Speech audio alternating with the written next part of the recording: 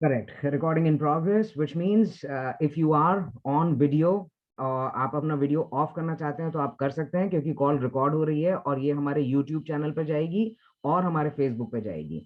तो उसमें अगर आपका वीडियो ऑन है तो आपका चेहरा भी वहां पे जा सकता है, तो आपकी मर्जी है, जैसा आप चाहें। If you are okay with it, no problem, call is in recording right now.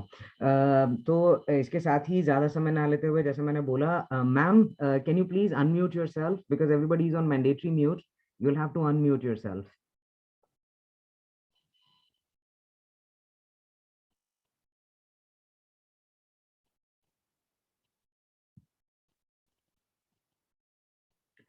Ma'am can you unmute yourself?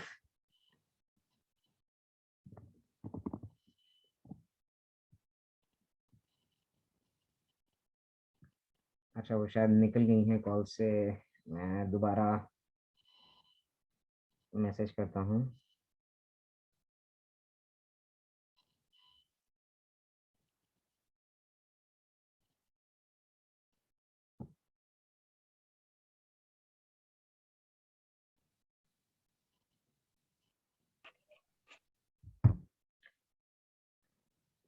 एक बात मैं आप सब लोगों से रिक्वेस्ट करूंगा कि प्लीज अपने आप को म्यूट रखिए, और जब जो है सवाल जवाब का सिलसिला शुरू होगा तो मैं आप लोगों को अनम्यूट कर दूंगा, लेकिन प्लीज तब तक अपने आप को म्यूट पे रखिए। आ गई मैम, आ गई है दोबारा। Yeah. Ma'am can you hear me? हाँ, perfect. Yes, I can hear you. I got locked out. I don't know how. Yeah. I was wondering. All right, great. Great to have you here. Thank you so much, ma'am, for joining us tonight, for taking time out. बहुत दिक्कत है ma'am, छोटा सा एक आपको जो है introduction दूंगा ग्रुप के बारे में। एक रिक्वेस्ट है मैम, कॉल जो है हम लोग इंग्लिश रखें, तो सही पूर्णतः अगर अंग्रेजी में करेंगे तो बहुत से लोग हैं जिनको समझ नहीं आती है। बीच में हिंदी भी, I will speak in Hindi, no problem. Hindi is okay, Hindi समझ आती है ना सबको? हिंदी में बोलेंगे, ठीक है। इंग्लिश में तो जो टेक्निकल टर्म्स है वो तो हिंदी में नहीं बोल सकते, बट बाकी चीजें हिंदी में बोल सकते हैं। बिल्कुल बिल्कुल भाई, जैसे मैंने बोला कि बात सिर्फ हम लोग हिंदी में कर लें, बाकी जो टर्म्स हैं जिनका नहीं है हाँ, वो ठीक है, that works. Perfect. So again, thank you very much for taking time out and joining us tonight. बहुत बहुत धन्यवाद आपका मैम। और हमारा ग्रुप जो है इस समय हिंदुस्तान का सबसे बड़ा ट्रांसमैन का ग्रुप है। करीब 500 लड़के जुड़े हुए हैं इसमें, और ऑल अक्रॉस द वर्ल्ड। आज कॉल में आपके पास जो है, मैं अमेरिका से बात कर रहा हूँ, दुबई से, ओमान से, मलेशिया, ऑस्ट्रेलिया, यहाँ से भी लड़के आज इस ग्रुप में जुड़े हुए हैं। बट ज्यादातर जो है, मेजोरिटी जो है वो तो ऑफ कोर्स हिंदुस्तान से ही जुड़े हैं। आज की शुरू करते हैं मैम। बहुत बहुत धन्यवाद आपका जुड़ने का। तो सबसे पहला क्वेश्चन जो है वो यही होता है मैम, कि जनरली प्रीरेक्विजिट्स क्या होते हैं फीमेल टू मेल जो हार्मोन थेरेपी शुरू करनी होती है, उससे पहले आपको क्या क्या चाहिए, आप क्या चाहती हैं कि वो हो? What are the- क्योंकि देखो, सबसे पहले तो ये होता है कि अभी इंडिया में गाइडलाइंस बहुत क्लियर नहीं है बिलो 18, जबकि बिलो 18 में हम लोग थेरेपी दे सकते हैं to stop the puberty progression. मतलब जैसे विकास होता है शरीर का, शारीरिक विकास शुरू होता है 11 साल 12 साल की उम्र में। तो अगर उस समय जैसे हमने डायग्नोस किया कि किसी को है जेंडर डिस्फोरिया, तो हम उस समय उसको ये हार्मोन्स दे सकते हैं कि उसका शरीर वो आगे प्रोग्रेस ना करे लड़की की तरह, और वो आगे लड़के में कन्वर्ट होना चाहता है, तो वो 18 साल के बाद डिसाइड कर सकता है कि वो अपना हार्मोन्स लेगा कि नहीं। पर 18 साल की उम्र तक या 16 साल की उम्र तक हम उस प्यूबर्टी को ब्लॉक कर सकते हैं इंजेक्शन देके। पर अभी तक जो मेरी प्रैक्टिस में है और ज्यादातर हमारे एंडोक्रिनोलॉजिस्ट की प्रैक्टिस में है कि बच्चों को पेरेंट्स से इतना सपोर्ट नहीं मिलता। मेरे पास ज्यादातर जो बच्चे आते हैं उनके पेरेंट्स इस चीज के लिए अभी रेडी नहीं है, क्योंकि हमारे सोशल स्टिग्मा बहुत है इस चीज पे। बहुत सारे फैमिलीज में ये नहीं मान सकते, वो इसको रेडी नहीं होते। तो इसलिए मेरे पास जो ज्यादा क्लाइंटेल है वो आफ्टर 18 ही आते हैं, क्योंकि मोस्टली तब तक उनका शारीरिक विकास हो चुका होता है। बट उसके बाद वो आते हैं जब वो सेल्फ डिपेंडेंट हो जाते हैं और वो अपना डिसीजन ले पाते हैं, तब वो आते हैं। तो अगर वो मेरे पास डायरेक्ट आते हैं तो पहले मैं उनको डायरेक्ट ट्रीटमेंट नहीं दे सकती, पहले उनको साइकियाट्रिस्ट के पास भेजना होता है। क्योंकि हमारे यहाँ इंडिया में गाइडलाइंस है कि पहले साइकियाट्रिस्ट को ये ओपिनियन देना है कि ये फिट होते हैं क्राइटेरिया में। क्यों ये जरूरी है? क्योंकि कभी कभी पेशेंट को लगता है कि हमें जेंडर डिस्फोरिया है, बट कभी कभी वो और भी कुछ उस ऐसी मिलती हुई चीजें हो सकती हैं और इट में not be true gender dysphoria. तो वो चीज एक बार साइकियाट्रिस्ट को डिसाइड करनी जरूरी होती है। नॉर्मली साइकियाट्रिस्ट 2-3 सिटिंग्स में वो एक सर्टिफिकेट प्रोवाइड करते हैं। उसके बाद जब साइकियाट्रिस्ट का सर्टिफिकेट मिल जाता है तब हम नेक्स्ट स्टेप आता है मेरा, जो कि हार्मोन थेरेपी का है। हार्मोन थेरेपी शुरू करने से पहले भी बहुत सारी चीजें हैं जो हमको सोचनी पड़ती हैं। तो उसमें सबसे पहली चीज ये है कि हमको ये देखना है कि हार्मोन थेरेपी के लिए पेशेंट रेडी भी है कि नहीं, क्योंकि कभी कभी क्या होता है कि बहुत से क्लाइंट्स हैं जो हार्मोन थेरेपी नहीं लेना चाहते, ऐसा भी है, क्योंकि वो नहीं चाहते कि वो हार्मोन थेरेपी लें, वो सिर्फ ड्रेसअप होना चाहते हैं अपोजिट जेंडर की तरह। वो हर क्लाइंट की इच्छा पे होता है, ऐसा कोई ये फोर्स नहीं है किसी को कि सबको हार्मोन्स लेना है या सबको नहीं लेना। बट ये इंपॉर्टेंट है कि जब उनको सर्टिफिकेट मिल जाएगा जेंडर डिस्फोरिया का, तो उसके बाद उससे उनको एक और भी फायदा रहता है कि बाद में जब उनको अपना आधार कार्ड चेंज करना होता है और वो सब चेंज करना होता है, तो कभी कभी उन सर्टिफिकेट्स की जरूरत पड़ सकती है, या कॉलेज में एडमिशन लेना है या कहीं भी जॉब के लिए जाना है, तो sometimes they are asked those certificates.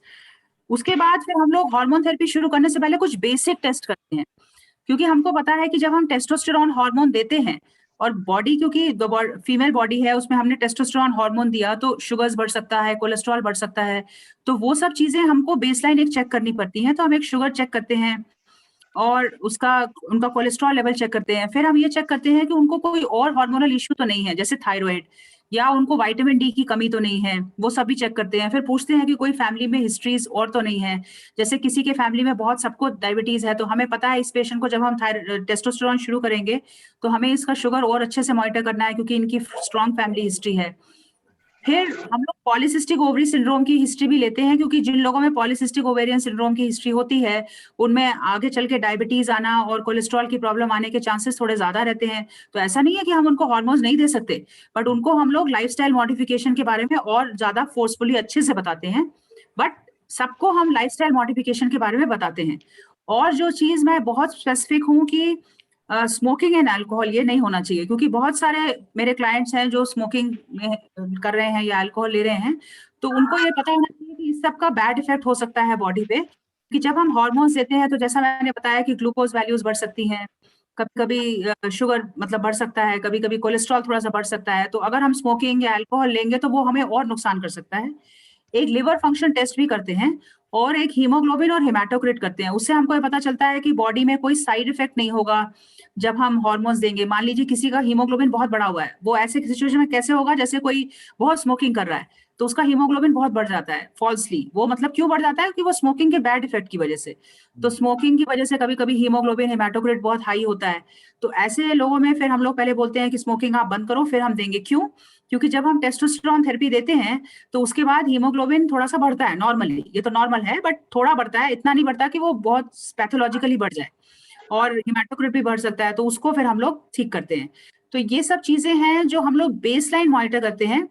और एक और चीज बहुत इंपॉर्टेंट है कि कुछ क्लाइंट्स मेरे पास आते हैं जो ऑपरेशन करा के आते हैं, मतलब वो अपनी ओवरीज ऑलरेडी रिमूव कर चुके होते हैं, यूट्रस रिमूव कर चुके होते हैं। तो अगर क्लाइंट ने ऑलरेडी सर्जरी करी हुई है तो उनका फिर हम लोग और भी मतलब उनको कैल्शियम और विटामिन डी भी अच्छे से देना है, क्योंकि जब सर्जरी कर लेते हैं तो हमारी बॉडी से फीमेल हार्मोन पूरा जा चुका है। कई बार ऐसे क्लाइंट्स हैं मेरे जो 5-6 साल हो गए हैं सर्जरी को, उन्होंने मेल हार्मोन थेरेपी शुरू नहीं की, सिर्फ सर्जरी करी है। तो उससे क्या होता है कि उनकी बॉडी में फीमेल हार्मोन भी नहीं है और मेल हार्मोन भी नहीं लिया उन्होंने, तो उससे क्या होता है उनमें दोनों ही हार्मोन नहीं है, तो उसकी वजह से उनकी हड्डियां वीक हो सकती हैं। तो ऐसे में हमें और जरूरी है कि कैल्शियम और विटामिन डी देना। पर ओवरऑल भी क्योंकि हम लोग थेरेपी देंगे जब, तो मेल हार्मोन बढ़ेगा और फीमेल हार्मोन रिड्यूस होगा, और हम कुछ शुरू में इंजेक्शंस भी देते हैं तो उससे मतलब पीरियड्स रोकने के लिए, तो वो भी दे सकते हैं। तो उससे क्या होता है कि एक तरह का हार्मोन हम कम कर रहे हैं और दूसरे सेक्स का हार्मोन दे रहे हैं, ऐसा कर रहे हैं। तो इसलिए हमें ये देखना है कि कैल्शियम और विटामिन डी भी अच्छा रहे, क्योंकि हड्डियों में कोई बुरा असर नहीं पड़ना चाहिए। हार्ट की प्रॉब्लम्स को भी देखते हैं, क्योंकि कुछ क्लाइंट्स हैं मेरे पास जो बहुत लेट आए हैं, जैसे अभी मेरे पास एक आए थे, वो अराउंड 55 इयर्स एज के हैं। तो अब उनको हार्मोन्स देने में थोड़ा सा कष्ट है, क्योंकि अब उनकी बॉडी में उनको डायबिटीज हो गई है, कोलेस्ट्रॉल बढ़ा हुआ है। तो अब मुझे थोड़ा सा हार्मोन्स में बहुत स्पेसिफिक होना पड़ेगा, क्योंकि बहुत क्लोजली उनको मॉनिटर करना पड़ेगा, क्योंकि कई बार उनको ज्यादा साइड इफेक्ट्स हो सकते हैं। पर यंग पेशेंट्स में भी कुछ पेशेंट क्लाइंट्स जैसे आए तो उसमें मैंने चेक किया तो उनको डायबिटीज निकली, तो फिर हम क्या करते हैं, पहले शुगर अच्छे से कंट्रोल कर देते हैं, फिर हार्मोन थेरेपी शुरू करते हैं। बहुत बहुत बहुत धन्यवाद, इतने डिटेल में आपने समझाया ma'am, thank you so much for it. तो आशा करता हूँ सब लोगों को समझ आ रहा होगा। परेशान मत होइए, सवाल जवाब का सिलसिला जो है हम ये जो क्वेश्चंस आए हैं ये पूछने के बाद करेंगे। वैसे मैम आपको जो है एक जेंडर अफर्मिंग सर्टिफिकेट एचआरडी के लिए चाहिए कि दो, क्योंकि एंडोक्रिनोलॉजिस्ट का एक एक है। नहीं, आप हार्मोन थेरेपी के लिए एक ही चाहिए, पर कभी कभी क्या होता है कि कई बार जो साइकेट्रिस्ट है वो श्योर नहीं हो पाते। जैसे अभी हमारे पास कुछ क्लाइंट्स होते हैं जैसे साइकेट्रिस्ट बिल्कुल श्योर नहीं है, तो कभी कभी वो कहता है कि एक साइकोलॉजिस्ट से भी मिलो और दो लोग मिलके बात कर ले तो ज्यादा अच्छा है। कभी कभी उनको उनके फैमिली बैकग्राउंड के बारे में थोड़ा सा रहता है कि वो बात कर ली जाए, क्योंकि बहुत सारे मेरे क्लाइंट्स हैं जिनको फैमिली सपोर्ट बहुत अच्छे से नहीं है। तो अगर फैमिली सपोर्ट अच्छे से हो तो उसमें बहुत अच्छा रहता है, क्योंकि जो मेरे क्लाइंट्स हैं जिनका फैमिली सपोर्ट उनके पास अच्छे से है, उनका जो स्टेट ऑफ मेंटल वेलबींग है वो बहुत अच्छा रहता है। तो नॉर्मली एचआरटी के लिए हमको एक ही साइकेट्रिस्ट का चाहिए, दो नहीं चाहिए। बट कभी कभी वो इंसिस्ट इसलिए करते हैं कि वो क्लियर नहीं होते कि उनका डायग्नोसिस एकदम करेक्ट है कि नहीं, और फैमिली सपोर्ट के बारे में वो थोड़ा सा और बात करना चाहते हैं, तो इसलिए वो साइकोलॉजिस्ट से मिलने को कहते हैं कभी। बहुत अच्छे से आपने एक्सप्लेन किया, thank you very much. Next question doctor साहब, वेरी कॉमन क्वेश्चन, कि आपने वैसे बहुत अच्छे से एक्सप्लेन कर दिया है, ज्यादा इसका आंसर मिल गया है, बट फिर भी अगर कहीं कुछ मिस हो गया हो तो कुछ ऐसे कारण, कुछ ऐसे कॉन्ट्रा इंडिकेशंस डॉक्टर साहब जिसकी वजह से एक बंदा एचआरटी नहीं शुरू कर सकता। करेक्ट, बिल्कुल है। जैसा आपने बताया कि किसी किसी जैसे मैंने बताया कि किसी का हेमाटोक्रिट अगर 50 से ऊपर है, मतलब पीसीबी या हेमाटोक्रिट कहते हैं उसको हम, अगर बेसलाइन ही वो 50 से ऊपर है तो हम अभी टेस्टोस्टेरोन शुरू नहीं कर सकते। ऐसा सिर्फ उसमें होता है जो लोग बहुत स्मोकिंग कर रहे हैं, उसमें होता है कभी कभी। अदरवाइज बेसलाइन इतना नॉर्मली हाई नहीं आता, बट कभी कभी आ सकता है। अगर ऑन थेरेपी भी हेमाटोक्रिट 50 को क्रॉस कर गया तो हमको थोड़े दिन हार्मोन थेरेपी होल्ड करनी पड़ती है। तो और दूसरा, किसी को बेसलाइन ही बहुत सिवियर हाई शुगर्स है, डायबिटीज है, जैसे कई बार मेरे क्लाइंट्स आते हैं और मैं रूटीन चेक किया उनका और उनका पता चला कि बहुत हाई शुगर है, 400 है, 500 है, क्योंकि डायबिटीज तो किसी को भी डायग्नोज हो सकती है और किसी भी एज में हो सकती है। तो फिर उनको मैं क्या करती हूँ, पहले मैं उनका हार्मोन थेरेपी नहीं देती, पहले उनका ग्लूकोज लेवल्स कंट्रोल करते हैं 1-2 महीना, फिर देते हैं, क्योंकि ऐसा ना हो कि हम हार्मोन भी दे दें, उधर शुगर भी बढ़ा हुआ है, कुछ साइड इफेक्ट्स हो जाए। तो वो कंट्रोल करके, या किसी का बहुत सिवियर कोलेस्ट्रॉल बढ़ा हुआ है, ज्यादा बढ़ा हुआ है, तो उन सब में थोड़ा सा लाइफस्टाइल बता के 1-2 महीने में शुरू करते हैं, थोड़ा उनको पहले लाइफस्टाइल पे रखते हैं, थोड़ा सा उनका बेटर करते हैं प्रोफाइल मेटाबॉलिक, फिर हार्मोन थेरेपी शुरू कर देते हैं। बाकी अगर किसी के लिवर में कुछ प्रॉब्लम है, किसी को लिवर डिजीज है, उन सब पेशेंट्स में फिर टेस्टोस्टेरोन को थोड़ा सोचना पड़ता है, क्योंकि क्रॉनिक लिवर डिजीज उन पेशेंट्स में थोड़ा सा प्रॉब्लम हो सकता है, उसमें फिर लो डोज दे सकते हैं अगर हमको लगा कि बहुत जरूरी है तो। ठीक ठीक डॉक्टर साहब। अच्छा, सो अगला सवाल जो आया है मेरे पास वो है कि ये काफी लोग हिंदुस्तान में पूछ रहे हैं कि यहाँ जहाँ मैं हूँ न्यूयॉर्क में, यहाँ बहुत आराम से मैम जेल्स वगैरह मिल जाते हैं, पैचेस वगैरह मिल जाते हैं, हिंदुस्तान में इतना अच्छे से अवेलेबल नहीं है। लेकिन मैं ये भी नहीं। हम्म। कि कुछ, हाँ बोलिए बोलिए। सबसे बेहतरीन तरीका क्या है डॉक्टर साहब लेने का, इंजेक्शन की, जेल की, आपका जो पैचेस होते हैं? अभी इंडिया में जो मिलता है वो इंजेक्शन हैं और जेल्स हैं, ये दो चीजें हैं। जैसे मैं बैंगलोर में हूँ, अभी मैं दिल्ली में नहीं हूँ, बैंगलोर में हूँ। तो बैंगलोर में और या दिल्ली में भी आप बात करिए तो दिल्ली या बैंगलोर में जेल्स, जितने भी सिटीज हैं उसमें जेल्स इजिली अवेलेबल है, कोई प्रॉब्लम नहीं है। कॉस्ट फैक्टर जेल का थोड़ा ज्यादा है, जेल इज कॉस्टली, और जो इंजेक्शन हैं वो चीपर पड़ते हैं। अब इंजेक्शन हम या तो जैसे हम 3 हफ्ते में एक बार लगा सकते हैं, कुछ हम मेरे क्लाइंट्स हैं जिन्होंने सेल्फ एडमिनिस्टर करना भी सीख लिया है इंजेक्शन और वो खुद ही लगा लेते हैं, बट कुछ हैं जो हॉस्पिटल के पास ही हैं तो वो जाके लगवा लेते हैं। और इंजेक्शंस लगवा सकते हैं, 3 महीने में एक बार वाला भी इंजेक्शन आता है, 1000 mg वाला भी, वो भी रिकमेंडेड है, वो भी अप्रूव्ड है। और तीसरा जो है जेल्स, ये 3 चीजें हम लोग यूज कर रहे हैं क्योंकि यहाँ पे इंडिया में यही अवेलेबल है at the moment. Response of injection भी बहुत अच्छा है और जेल्स का भी बहुत अच्छा है। मेरे कुछ क्लाइंट्स हैं जो जेल ले रहे हैं, बट ज्यादातर क्लाइंट्स हैं जो इंजेक्शन पे ही हैं, and the response with both is very good. Okay, perfect perfect, ठीक है। अच्छा, फिर इसका भी जवाब हालांकि आप दे चुकी हैं, बट अलग से आया है तो मैं बस एक हाँ ना में पूछना चाह रहा हूँ आपसे कि कोई एज लिमिट है क्या डॉक्टर साहब एचआरटी शुरू करने की? ऐसे टिपिकल एज लिमिट तो नहीं है, बट आफ्टर 45 हमको काफी इवैल्यूएशन करके शुरू करना पड़ता है, क्योंकि आफ्टर 45 इयर्स बहुत सारी अदर कोमॉर्बिडिटीज आ जाती हैं, और खासतौर से 50 से ऊपर, जैसे मैंने बताया, हमें कार्डियक वगैरह सब करना पड़ता है। उसके बाद ही हम फिर डिस्कस कर सकते हैं। मेल हार्मोन थेरेपी तो हम फिर भी दे सकते हैं, फीमेल हार्मोन थेरेपी के लिए बहुत सारे कॉन्ट्राइंडिकेशंस आते हैं, बट ये वो फोरम नहीं है। बट मेल हार्मोन थेरेपी के लिए 45 के बाद हम लोग काफी इवैल्यूएशन करके ही देते हैं, ऐसे नहीं देते। इवन लिटिल बिट ओल्डर, मतलब 35-40 के बाद भी हम लोग, वैसे भी हम लोग पूरा चेक करते हैं, बट 40 के बाद एक कार्डियक इवैल्यूएशन तो जरूरी है बहुत, नहीं तो कोई साइड इफेक्ट्स ना हो लॉन्ग टर्म, वो जरूर देखना है। और कोई वेसल्स में कोई ब्लॉक तो नहीं है, वो सब जरूर देखना है, क्योंकि कभी कभी हमने ओल्ड एज में स्टार्ट कर दिया 50-55 में बिना कुछ चेक किए, और बाद में कुछ स्ट्रोक हो गया या कुछ प्रॉब्लम हो गई, तो फिर वो प्रॉब्लम हो सकती है। इसलिए हम लोग चेक करके स्टार्ट करते हैं, पहले पेशेंट का वर्कअप कर लेते हैं कार्डियोलॉजिस्ट से, और फिर स्टार्ट करते हैं। और लो डोज स्टार्ट करते हैं, ओल्डर एज में लो डोज स्टार्ट करते हैं, हाई डोज स्टार्ट नहीं करते, और लो डोज पे ही रखते हैं। मे बी अगर हम देखते हैं, फॉलो अप करेंगे, मान लीजिए कोलेस्ट्रॉल बढ़ा हुआ है, शुगर्स बढ़े हैं, तो और हार्ट में कुछ बॉर्डरलाइन इश्यूज हैं, तो we don't go with high dose, उसको लो डोज पे ही रखते हैं फिर। बिल्कुल ठीक है। तो अगला सवाल डॉक्टर साहब ये है कि हाउ फ्रीक्वेंटली, इसका जवाब प्लीज हिंदी में दीजिएगा। How frequently one needs to do blood test to check whether the T levels are fine और नॉट? तो कितने अंतराल ये पर? 3 महीने में एक बार करना है चेकअप, 3 महीने में एक बार हम लोग करते हैं शुरू में। और कुछ मेरे जो क्लाइंट, देखिए मेरे पास सब तरह के क्लाइंट्स हैं, बहुत अफोर्डेबल क्लाइंट्स भी हैं, कुछ क्लाइंट्स हैं जो अफोर्ड ही नहीं कर सकते टेस्ट। हम लोग कुछ प्रोजेक्ट्स के थ्रू उनके काफी सारे जो बेसिक टेस्ट हैं वो फ्री कर लेते हैं। बट कई बार ऐसा है कि वो सारे टेस्ट अफोर्ड नहीं कर सकते। बहुत सारे मेरे क्लाइंट्स हैं, वो सेल्फ सफिशिएंट हैं, वो अपना मैनेज कर रहे हैं, बट कई टेस्ट कई बार नहीं अफोर्ड कर पाते। तो मिनिमम, जैसे हमने फर्स्ट थेरेपी शुरू की, तो पहले तो हम लो डोज ही शुरू करते हैं, फिर हम 2 महीने में हीमोग्लोबिन, हेमाटोक्रिट सब देखते हैं सही है, फिर बढ़ाते हैं, फिर हम प्रॉपर डोज पे आते हैं 3-4 महीने में। फिर उसके बाद हम 2-3 महीने में चेक कर लेते हैं, जैसे हमने 3 वीक्स में एक बार दे रहे हैं, तो 10वें या 11वें दिन एक बार टेस्टोस्टेरोन लेवल मिडिल में चेक कर लेते हैं कि लेवल ठीक चल रहा है कि नहीं। वो मेल रेंज में रहना चाहिए, जो नॉर्मल मेल रेंज है 300 से 700-800 के बीच में। तो अगर वो मेल रेंज में है और उसके साथ हीमोग्लोबिन, हेमाटोक्रिट नॉर्मल है, तो फिर उतना चलने देते हैं। और एक बार अगर पेशेंट का 3 महीने में चेक किया स्टेबल है, फिर 3 महीने में चेक किया स्टेबल है, फिर 6 महीने में एक बार कर लेते हैं। और साथ में 6 महीने में एक बार शुगर और कोलेस्ट्रॉल भी देख लेते हैं। और और जो है, किसी ने पूछा है कि इंपॉर्टेंट टेस्ट कौन से हैं। इंपॉर्टेंट टेस्ट है haemoglobin, haematocrit, blood sugars, cholesterol, liver function, और साथ में आपका लिवर फंक्शन मतलब एसजीपीटी, एसजीओटी, और टेस्टोस्टेरोन लेवल्स हम 3-4 महीने बाद करते हैं, मिडिल ऑफ द थेरेपी। जैसे मतलब आपका जब फुल डोज पे आ गए, मान लीजिए आप 250 mg एवरी 3 वीक्स ले रहे हैं, तो 11वें या 12वें दिन चेक कर लेंगे। और उसके बाद फिर अगर लेवल्स बढ़िया है, मेल रेंज में है, तो फिर हम उसको 3 महीने बाद एक बार और चेक कर लेंगे, फिर 6 महीने में एक बार कर सकते हैं। उसके बाद शुरू में हम लोग जैसे 3 महीने में चेक कर लिया शुगर, कोलेस्ट्रॉल, फिर और हीमोग्लोबिन, अगर सब स्टेबलाइज्ड है तो 3 महीने में एक बार हीमोग्लोबिन और हेमाटोक्रिट तो देख ही लेते हैं। बट टेस्टोस्टेरोन लेवल 6 महीने में एक बार काफी है, क्योंकि फिर हमें पता है कि लेवल्स अच्छे मेंटेन्ड हैं। जस्ट 6 महीने में एक बार देख लेते हैं। बिल्कुल। तो ये अगला जो सवाल है, इसका जवाब आप ऑलरेडी दे चुकी हैं, कि भाई उन्होंने पूछा है कि नॉर्मल लेवल क्या होता है टेस्टोस्टेरोन का बॉडी के? नॉर्मल लेवल वही है, मेल हार्मोन लेवल में रहना चाहिए। तो मेल हार्मोन रेंज जो है 300 टू 700 टू 1000 तक भी है।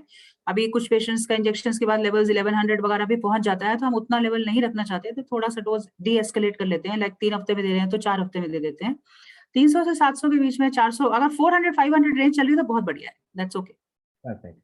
अच्छा, तो अगला इसी इसी से जुड़ा हुआ सवाल है कि आइडियल, सॉरी, ये है कि जो ब्लड टेस्ट कराना होता है डॉक्टर साहब, वो स्टार्ट में, मिडिल या एंड ऑफ टी साइकिल कब कराना चाहिए?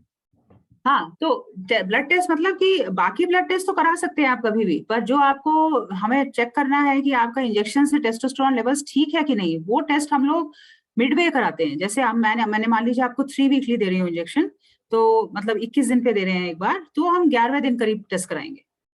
ऐसे बाकी तो आप लेवल्स कभी भी करा सकते हैं, बट वो टेस्ट हम 11वें दिन कराएंगे, क्योंकि हमें ये देखना है कि इंजेक्शन से लेवल सही मेंटेन है कि नहीं।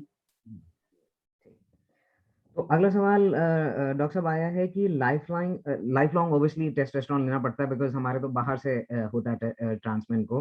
तो इससे लाइफ एक्सपेक्टेंसी पे कुछ फर्क पड़ता है क्या?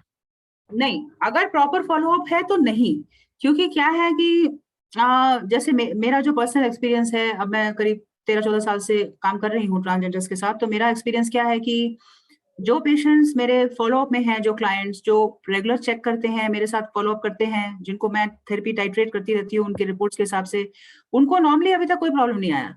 बट मेरे कुछ क्लाइंट्स हैं जो मेरे पास साल में एक बार आते हैं, बाकी टाइम वो अपने हिसाब से ही इंजेक्शंस ले रहे हैं और मेरे पास टेस्ट कराने नहीं आते कई दिनों तक। जब उनको एकदम से कोई प्रॉब्लम आती है तब आते हैं। तो मैं ये रिकमेंड करती हूँ कि ये नहीं करना चाहिए, क्योंकि उससे क्या होता है कि डॉक्टर, जैसे मुझे पता है कि क्या चीज मॉनिटर करनी है, क्या चीज गड़बड़ हो रही है, अब उनको तो पता नहीं है। अभी क्या हो रहा है, बहुत सारे लोगों ने गूगल से पढ़ के थेरेपी शुरू कर दी है, वो गलत है। क्योंकि उसमें क्या होता है कि हमें ये पता है कि आपके लिए कितनी डोज एप्ट है। हाँ, ये टेंडेंसी बहुत सारे में है कि बहुत सारे लोग कोशिश करते हैं कि हम हाई डोज शुरू कर दें एकदम से। ऐसा नहीं कर सकते, क्योंकि इसका भी बहुत फाइन टाइट्रेशन चाहिए होता है। ये सिर्फ इंजेक्शन या जेल लगाना नहीं है, ये इसका बहुत सारे आपके बॉडी में अच्छे और बुरे दोनों इफेक्ट आ सकते हैं। अगर गलत डोज ले ली तो बुरे इफेक्ट भी आ सकते हैं। इसलिए डोज टाइट्रेशन बहुत स्मूथली करना होगा और बहुत स्लोली करना होता है, और उसके साथ साथ मॉनिटरिंग बहुत इंपॉर्टेंट है। तो जो लोग रेगुलर फॉलोअप में रहते हैं उनका तो हम सब पैरामीटर्स चेक करते रहते हैं, तो उनको कोई प्रॉब्लम आती है तो हम उस समय टाइट्रेट कर देंगे डोज। पर अगर मेरे फॉलोअप में नहीं है या पेशेंट अपने डॉक्टर के पास नहीं जा रहा और वो अपने हिसाब से थेरेपी ले रहा है, तो फिर उसको क्या प्रॉब्लम आएगी पेशेंट को भी पता नहीं है। जैसे बहुत साल पहले एक हमारे क्लाइंट थे, उनको स्ट्रोक हो गया। क्योंकि स्ट्रोक ऐसे हो गया कि उन्होंने 2 साल, 1.5-2 साल तक आए ही नहीं। फिर हमको मुझे पता चला, वो भी मेरे पास आए नहीं थे दोबारा, बट मुझे पता चला उनके किसी फ्रेंड के थ्रू कि ऐसा हो गया है। वो बाद में देखा तो कोलेस्ट्रॉल बहुत बढ़ा हुआ था, शुगर बहुत बढ़ा हुआ था। तो ये नहीं होना चाहिए।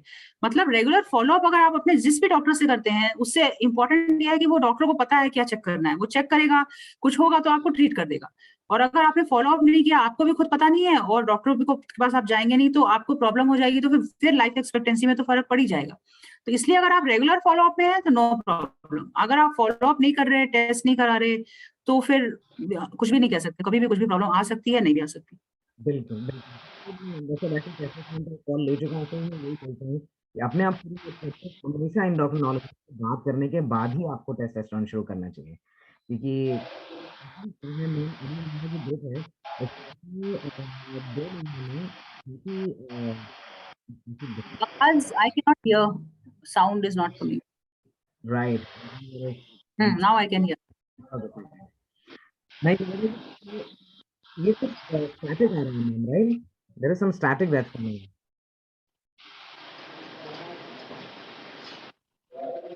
Sorry, I can't hear.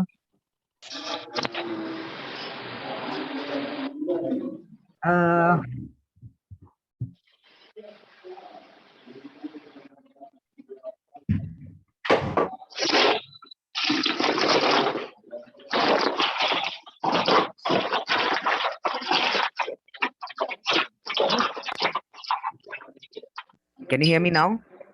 I can hear you now. Okay, Yes. perfect. All right. I guess there was some problem. So मैं ये कह रहा था कि मैंने जो टेस्टोस्टेरोन पे भी कॉल करी थी, उसमें मैं यही बताता हूँ कि कभी मत शुरू करिए। क्या है कि अभी काफी नए नए लड़के जुड़े हैं और ये सारे 17 से 21 साल के हैं, और पेशेंस नहीं है मैम, बिल्कुल भी सब्र नहीं है। बस हमें कल ही शुरू करना है और परसों हमारी दाढ़ी मूंछ आ जानी चाहिए, वो वाला ये नहीं हो। वो वाला हाल है। तो वो मैं वही मना करता हूँ कि नहीं करना चाहिए। अच्छा, करेक्ट। अगला सवाल बहुत ही कॉमन प्रॉब्लम है मैम, द कॉमनेस्ट प्रॉब्लम जो लड़के शुरू करते हैं, ये टेस्टोस्टेरोन जैसे शुरू करते हैं, तो मैम दिक्कत आती है एक्ने। हाँ उसका कुछ बताइए। हाँ, एक्ने तो बहुत कॉमन प्रॉब्लम है, क्योंकि ये तो ऐसा है ना, जैसे हमने फीमेल बॉडी में टेस्टोस्टेरोन हार्मोन दिया, तो जब भी वो, जैसे पीसीओ मैंने बताया, पीसीओ में क्या होता है कि मेल हार्मोन बढ़ जाता है बॉडी में, तो उसकी वजह से एक्ने आता है, मेंस्ट्रुअल रेगुलरिटी होती है। ऐसे ही जब हम फीमेल बॉडी में और ज्यादा मेल हार्मोन लेवल देंगे तो क्या होगा, एक्ने बढ़ेगा। तो एक्ने एक कॉमन साइड इफेक्ट है। उसका सबसे पहला ट्रीटमेंट तो ऑब्वियसली है हेल्दी डाइट और हाइजीन। तो जो कई सारे फेस वॉश आते हैं जैसे यूज किए जा सकते हैं, वो face wash, Aglow face wash and many other face washes are available. तो वो, और आप डर्मेटोलॉजिस्ट से भी मिल सकते हैं, क्योंकि डर्मेटोलॉजिस्ट इस चीज में हेल्प करते हैं। जो हमारे डर्मेटोलॉजिस्ट हैं वो देखते हैं इसके लिए। आपके जहां भी आप हैं वहां आप डर्मेटोलॉजिस्ट से दिखा सकते हैं। तो दूसरा ये है कि जब आप ये शुरू करें तो सबसे पहले अपना हाइजीन और डाइट पे बहुत ध्यान दें। तो पहली चीज, फेस पे हाथ नहीं लगाना, फेस को क्लीन रखना है, दिन में 3 बार वॉश करना है, और डाइट पे बहुत स्पेसिफिकली ध्यान देना है। हेल्दी डाइट खानी है, जंक फूड्स अवॉइड करना है, जैसे मैंने कहा स्मोकिंग अवॉइड करना है, फ्राइड थिंग्स अवॉइड करना है, रेगुलर एक्सरसाइज करना है। ये सब करेंगे तो एक्ने का इंसिडेंस कम रहता है, बट फिर भी it happens. And if it happens it is always wise कि हम लोग क्या करते हैं कि अपने डर्मेटोलॉजिस्ट के पास भेज देते हैं, मतलब स्किन स्पेशलिस्ट के पास, वो उनको उसी तरह से उसी टाइम पे जिस समय एक्ने शुरू होता है ट्रीटमेंट शुरू कर देते हैं, जिसमें कि वो कुछ जेल्स देते हैं, कभी कभी कोई एंटीबायोटिक देनी पड़ती है अगर एक्ने बहुत ज्यादा हो थोड़े समय के लिए, और साथ में फेस वॉश, उससे mostly can be taken care. जी। तो अगला सवाल है, वो पूछ रहे हैं कि भैया मुझे हॉर्मोन्स लेते हुए 2 साल कंप्लीट हो गए हैं, लेकिन अभी फेशियल हेयर बिल्कुल नहीं आए हैं, तो मैम से प्लीज पूछिए कि क्या कर सकते हैं। हाँ, तो अभी वो डिपेंड करता है कि वो पहली बात तो कितना लेवल ले रहे हैं, कितना कितना डोज ले रहे हैं और कितना लेवल है। अगर उनकी बॉडी में लेवल कम है तो फिर हमें और बढ़ाना पड़ेगा। तो पहले हमको ये देखना है कि उनका मेल हार्मोन पे लेवल जो लेवल है वो मेल हार्मोन लेवल पे पहुंचा है कि नहीं। अगर वो नहीं पहुंचा है, अगर I think some dog is there some, Yeah, तो ma'am, अगर everybody is on mute. I don't know some dog is barking, somebody is this thing is not Ah, mute. okay, right, correct. So Let me पहले just चीज put हम everybody on mandatory mute, ma'am. आप फिर आपको मैं allow कर दूंगा, please unmute कर लीजिएगा. You will also go on. Yeah, please unmute yourself.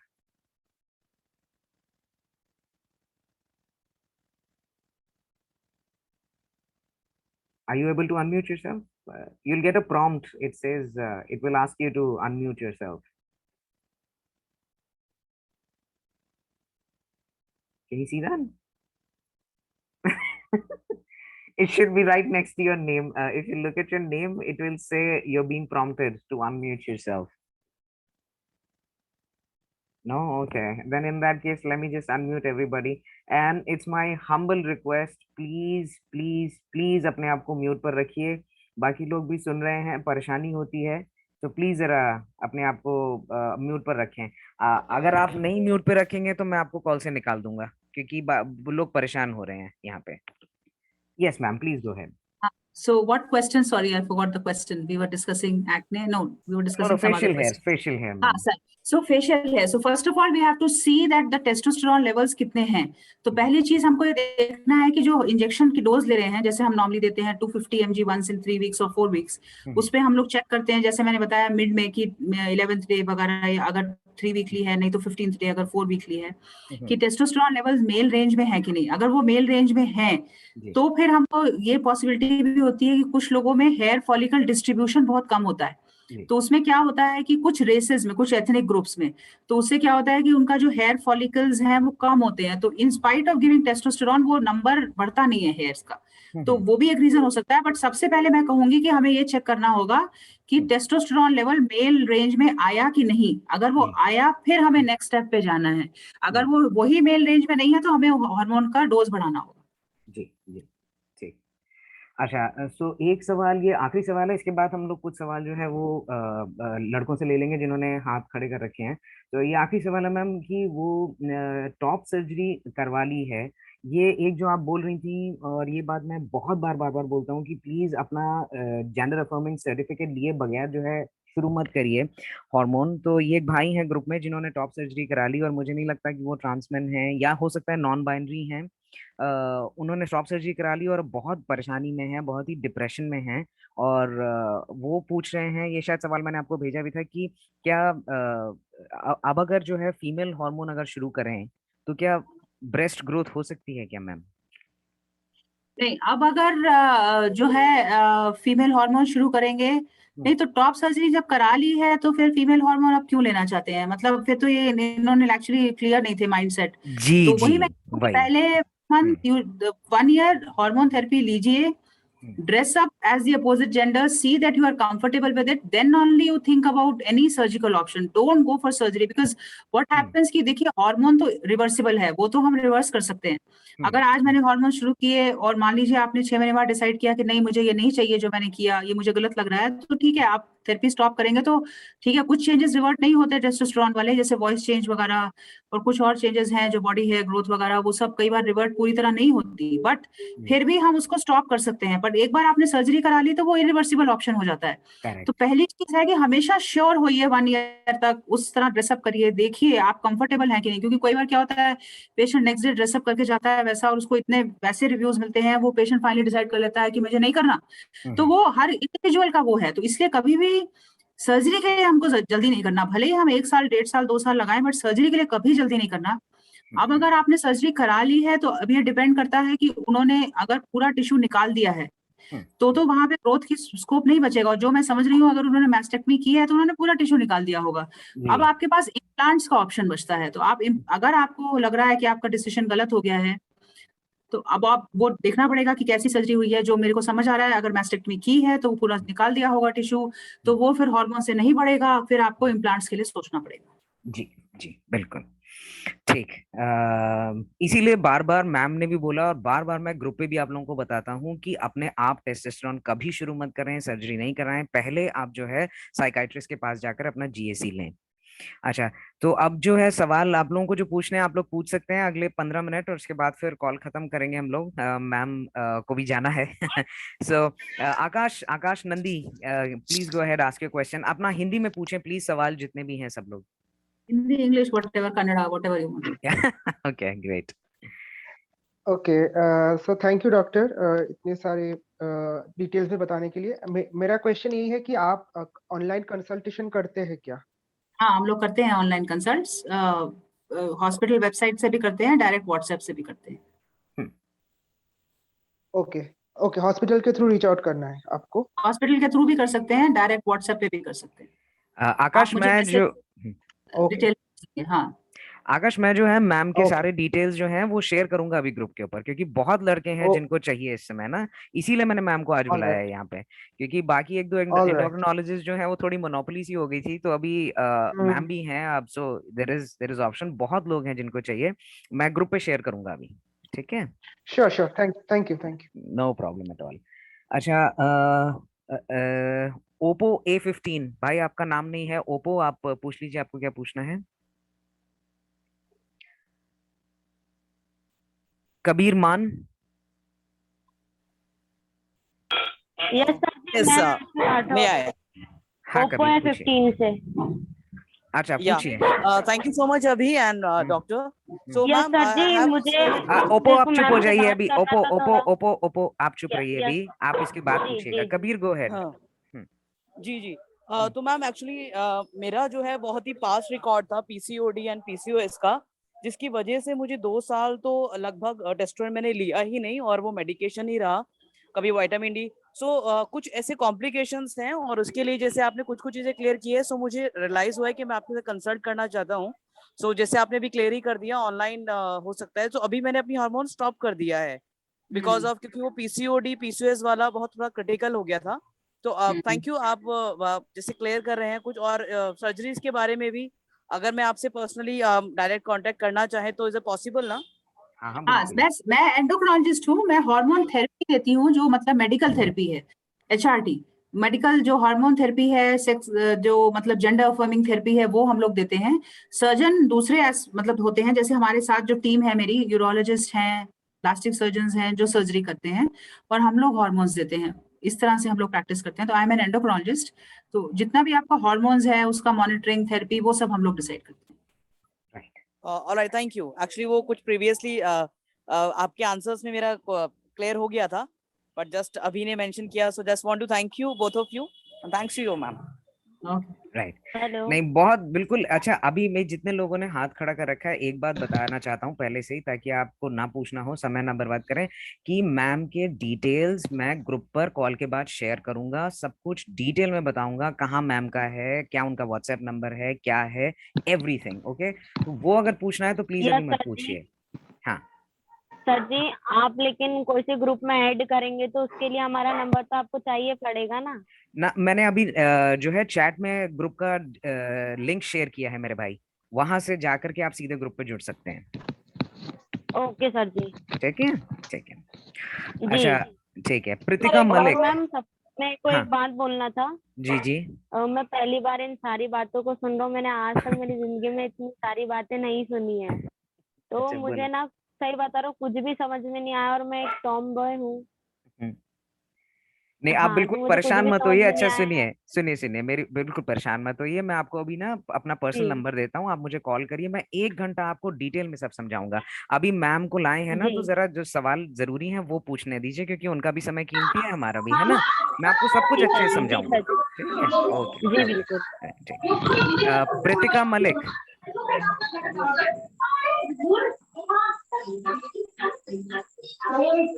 Pritika Malik, please अपने आप को म्यूट रखिए सब लोग। Can can everybody please mute themselves. Oh God. मैंने मैंडेटरी म्यूट कर दिया है फिर से। अब आप लोगों को मैं परमिट करता रहूंगा। Pritika, do you have question? Okay, Raghavendra, please ask your question.